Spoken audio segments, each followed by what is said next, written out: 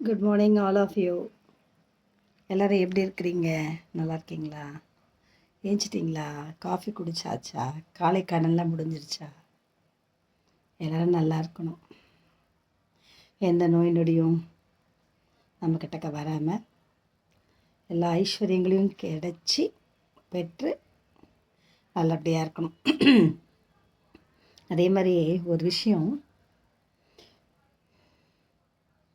என்னென்னா, மனிதர்களை மட்டும் நம்ம 2 விதத்தில் அசஸ் பண்ணலாம். எப்படின்னா, இப்போ அடுத்த வேளை உணவு இல்லை அப்படின்னு வச்சுக்கோங்களேன். நிறைய பேர் 90% எப்படி இருப்பாங்கன்னா, அடுத்த வேளைக்கு உணவே இல்லை அப்படின்னா அவன் பதுக்க ஆரம்பிப்பான், சாப்பாட்டை சேமிக்க ஆரம்பிப்பான்.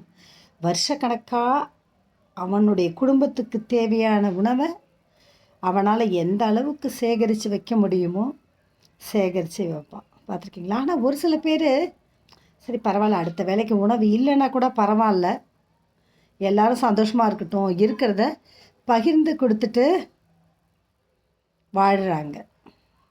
பார்த்துருக்கீங்களா? உங்களுடைய லைஃப்லேயே நிறைய பேர் நீங்கள் பார்த்துருப்பீங்க.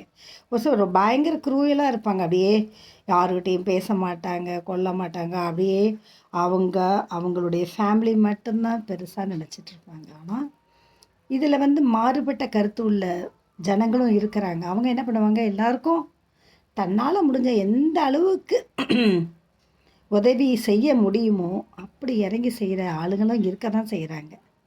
அதே பாருங்களேன், இதே ஒரு காட்டை எடுத்துக்கிட்டோம்னா, காட்டில் வாழ்கிற ஜீவராசிகள் நிறைய ஜீவராசிகள் வாழுது காட்டில். அதே ஒரு பெரிய ஒரு சிங்கமோ புலியோ ஒரு பெரிய ஒரு அனிமலை, இப்போ எலிஃபண்ட்டையோ ஏதாவது